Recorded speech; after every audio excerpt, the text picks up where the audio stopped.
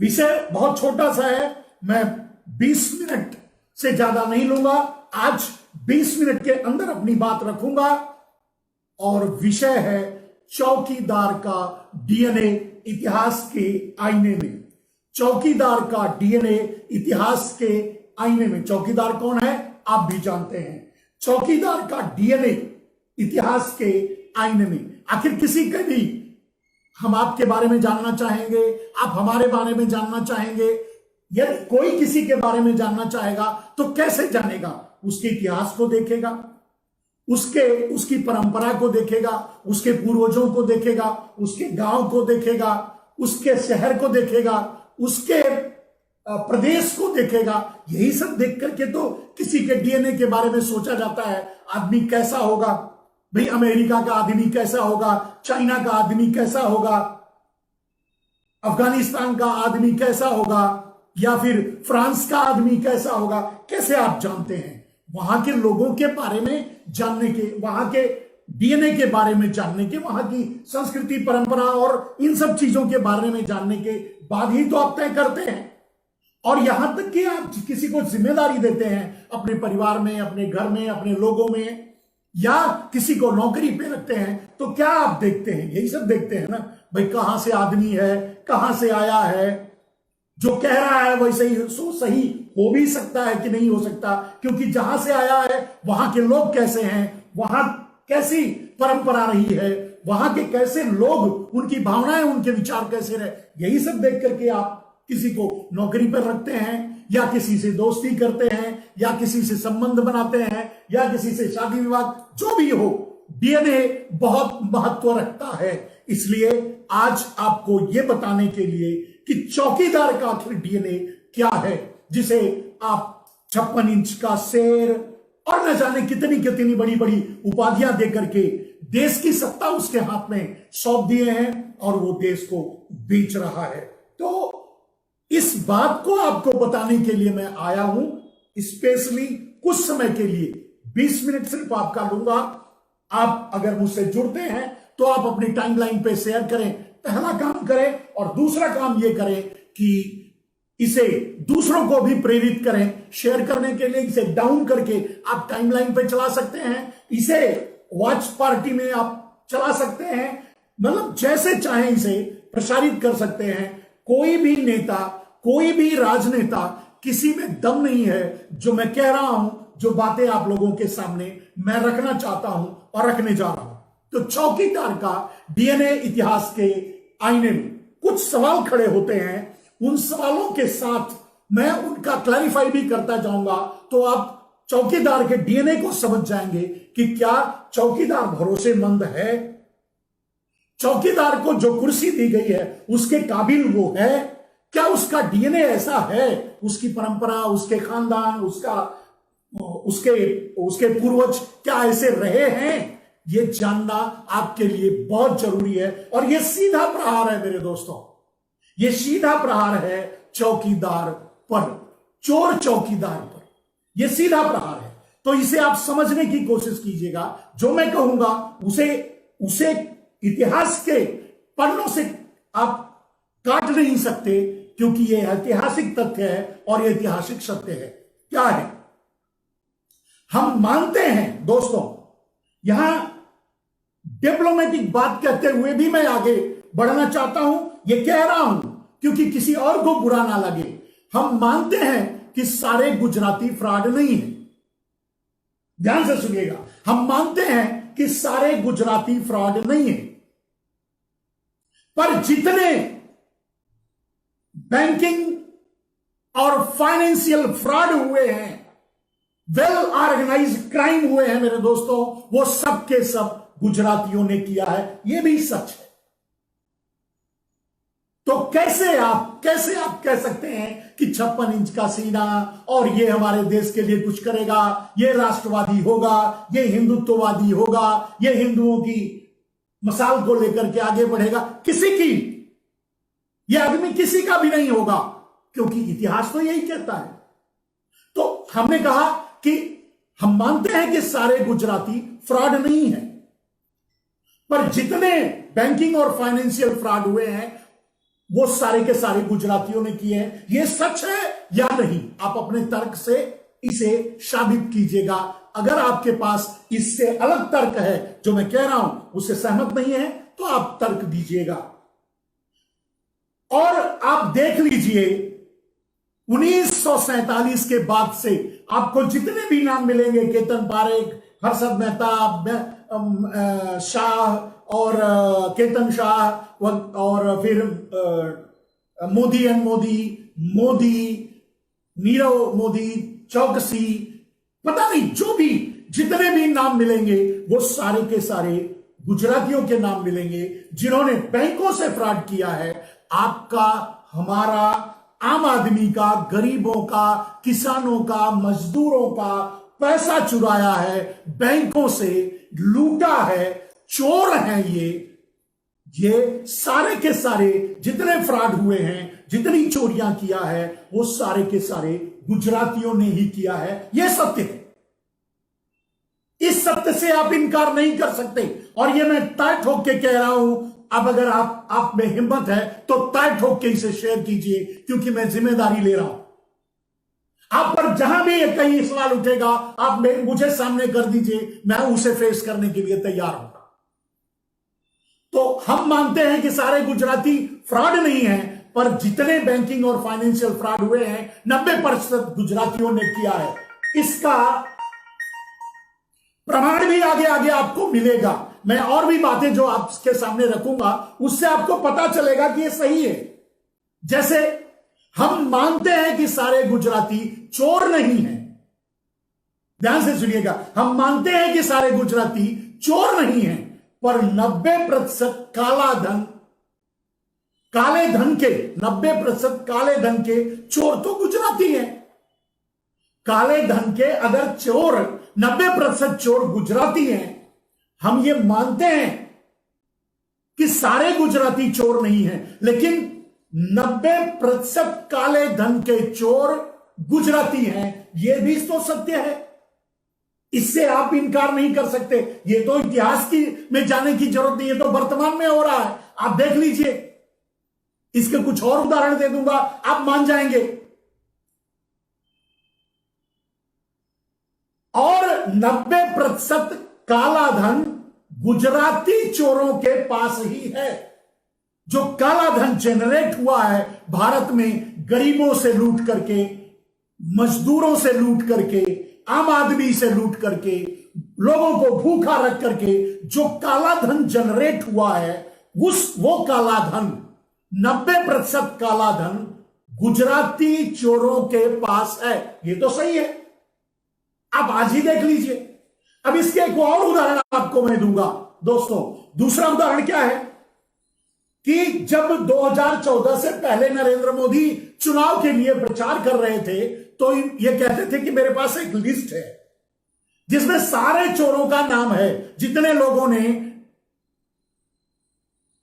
Fraud किया है, जितने लोगों ने काला धन रखा है, सारे चोरों का नाम इनमें है, और मैं सबको जेल भेजूंगा। यह बात नरेंद्र मोदी मंच से कहा करते थे। आपको याद होगा, याद करने की कोशिश कर लीजिए दोस्तों। अब याद करने में और प्रमाण ढूंढने में आपको हिम्मत की जरूरत नहीं है, आराम से ढूंढ सकते हैं, आराम से देख सकते हैं। आप शायद संकोच करें इसे शेयर करने में, लेकिन शेयर करने में संकोच ना करें, क्योंकि आपके ऊपर कोई आरोप नहीं आएगा, क्योंकि सारे आरोप मैं लेने के लिए तैयार, ताल ठोक कर तैयार खड़ा हूं। तो दोस्तों, जितना आपने देखा होगा कि नरेंद्र मोदी ने कहा कि ये काला धन की लिस्ट है और मैं सबको जेल भेजूंगा, चाहे वो हमारी पार्टी के हो। कितने लोग जेल गए? कोई नहीं गया। क्यों नहीं गया वो भी जान लीजिए। वो भी इसी मुद्दे से जुड़ा हुआ है, गुजरातियों के मुद्दे से जुड़ा हुआ है। आपको और भी याद कर लीजिए कि सुप्रीम कोर्ट ने और स्विस बैंक ने, दोनों ने यह कहा कि काले धन की लिस्ट को नरेंद्र मोदी को सार्वजनिक करना चाहिए, और स्विस बैंक ने भी कहा कि हम भारत को दे दिए हैं लिस्ट, भारत चाहे तो उसको आम आदमी के सामने सार्वजनिक रूप से रख सकता है। और सुप्रीम कोर्ट ने कहा कि भाई इस लिस्ट को आप सार्वजनिक कर दो। लेकिन नरेंद्र मोदी ने नहीं किया। क्यों नहीं किया? यह सबसे बड़ी बात है। चोर का भाई चोर, सीधे मैं कह रहा हूं, नरेंद्र मोदी चोर है, चोर का भाई चोर। क्यों नहीं किया? सीधे सीधे आरोप, सीधी बात, कोई भी बकवास इसमें नहीं है, सीधी सीधी बात है। क्यों नहीं किया? फिर क्या हुआ? जब सुप्रीम कोर्ट बोल दिया, स्विस बैंक बोल दिया, इसने 3 नाम जैसे ही प्रधानमंत्री बने थे तब 3 नाम सामने लाए थे। आपको याद होगा, याद कर लीजिए। वो तीनों के तीनों गुजरातियों के नाम थे और तीनों ने ताल ठोक कर यह कहा कि मैंने तो सारा पैसा नरेंद्र मोदी को दे दिया, मैंने तो सारा पैसा भारतीय जनता पार्टी को दे दिया। जब इन पर आरोप लगा तो वो तीनों मुद्दे को किसी तरह दबाया गया, मीडिया से, हम लोगों से, आपसे और सबसे। लेकिन आप लोगों को पता होगा, याद करने की कोशिश कीजिए। 3 नाम आए सामने, तीनों गुजराती थे, तीनों ने नरेंद्र मोदी के ऊपर आरोप लगाया कि मैंने तो पैसा इनको दे दिया।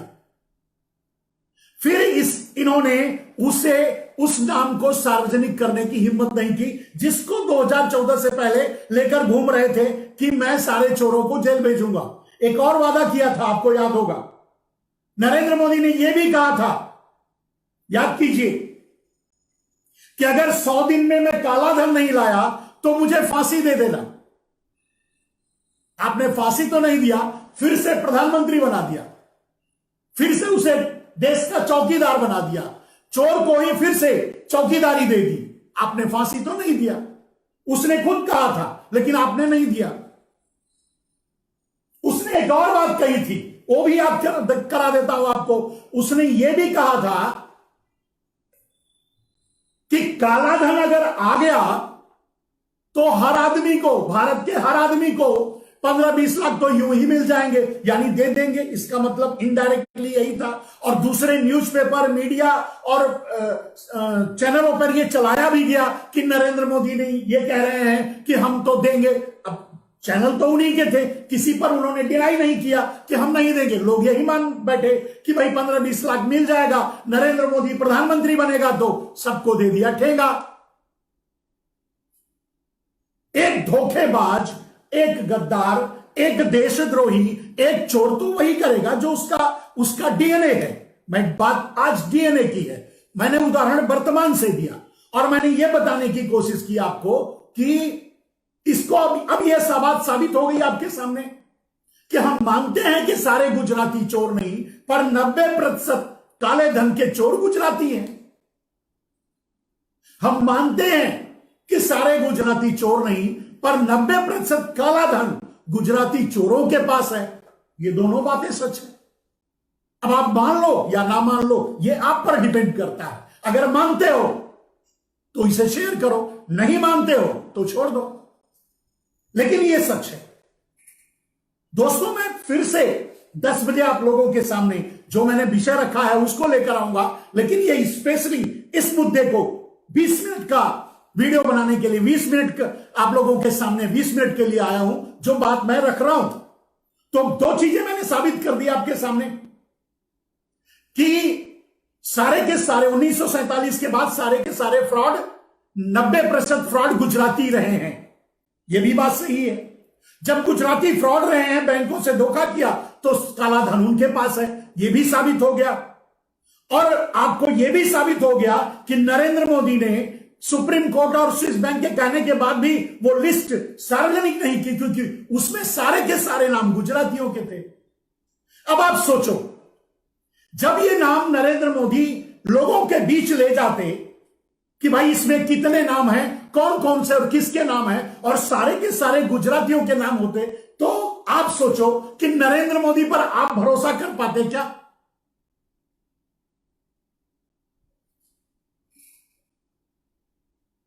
बिल्कुल सही कह रहे हैं श्रीकांत जी, लेकिन इस विषय को मैं बहुत ज्यादा से ज्यादा इस विषय को लोगों तक पहुंचाना चाहता हूं। चलिए, धन्यवाद आपकी सलाह के लिए। अब आगे बढ़िए। तो जब ये दोनों चीजें साबित हो चुकी हैं, दोनों चीजें प्रमाण नरेंद्र मोदी ने ही दिया है, नरेंद्र मोदी ने कहा है और नरेंद्र मोदी ने किया है, दोनों उसके द्वारा ही आप इसे प्रमाणित कर सकते हैं, प्रमाण ले सकते हैं, जानकारी हासिल कर सकते हैं, आपके सामने आएगा, आपको मिल जाएगा। अब आगे बढ़िए। मतलब काला धन 1947 के बाद सारा फ्रॉड इन्होंने किया, 1947 के बाद सारा का सारा काला धन इनके पास है, और इसीलिए नरेंद्र मोदी ने उनके नाम सार्वजनिक नहीं किया। तो आप नरेंद्र मोदी को चोर मानते हैं या चौकीदार? मेरा सवाल यह है। और अगर चौकीदार मानते हैं तो कैसे मानते हैं? वो तो चोर है। हां, चोर चौकीदार जरूर कह सकते हैं।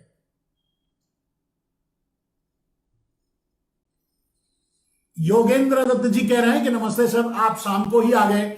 यस, अभी मैं 10 बजे फिर से आपके बीच आऊंगा, एक 15-20 मिनट के लिए नरेंद्र मोदी के डीएनए को रखने के लिए आप लोगों के बीच आया हूं। आप लोग मेहरबानी करके इस वीडियो को देख लीजिएगा।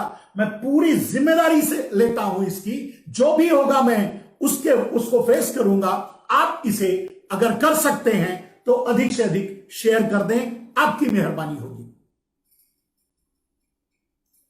चलिए अब थोड़ा आगे बढ़ते हैं मेरे दोस्तों, और पीछे जाते हैं। हम मानते हैं कि सारे गुजराती कायर नहीं हैं, ठीक है, हम ये मान लेते हैं। आप उनको 56 इंच का शेर वगैरह वगैरह कहते हो, लेकिन मैं तो कहता हूं कि नरेंद्र मोदी कायर है। लेकिन उसके अलावा मैं ये भी कहता हूं, हम मानते हैं कि सारे गुजराती कायर नहीं है, पर यह भी सच है कि देश की रक्षा के लिए किसी भी गुजराती ने 1000 साल के इतिहास में आज तक कभी भी हथियार नहीं उठाया है। यानी 1000 साल पीछे अगर आप चले जाएंगे तो 1000 साल में कोई भी महाराणा प्रताप, शिवाजी कोई नहीं मिलेगा। 1000 साल से लेकर के अगर 250 साल अंग्रेजों का भी काल देखेंगे तो आपको कोई भी भगत सिंह, चंद्रशेखर आजाद गुजरात से नहीं मिलेगा। आज जिसका फायदा नरेंद्र मोदी सबसे ज्यादा उठा रहे हैं, हिंदू मुसलमान, मुसलमान हिंदू का, मुसलमान हिंदुओं के साथ मिलकर के कंधे से कंधा मिलाकर के क्रांति की लड़ाई लड़ रहे थे। जब गुजराती अंग्रेजों से गलबहियां कर रहे थे, अंग्रेजों की दलाली किया करते थे, अंग्रेजों के साथ खड़े थे। आप इतिहास में जाकर के देख लीजिए। क्रांतिकारियों का गढ़ रहा है मेरे दोस्तों, कराची क्रांतिकारियों का गढ़ रहा है, इस्लामाबाद क्रांतिकारियों का गढ़ रहा है, ढाका। लेकिन एक भी क्रांतिकारी आपको गुजरात से नहीं मिलेगा, गुजरात में नहीं मिलेगा। यानी ये हमेशा दलाली में ही रहते थे, दलाली ही किया करते थे। इसलिए हम मानते हैं कि सारे गुजराती कायर नहीं हैं, पर यह भी सच है कि देश की रक्षा के लिए कभी भी किसी भी गुजराती ने 1000 साल के इतिहास में आज तक, यह बात आज तक कह रहा हूं, आज तक कभी भी इन्होंने हथियार नहीं उठाया है।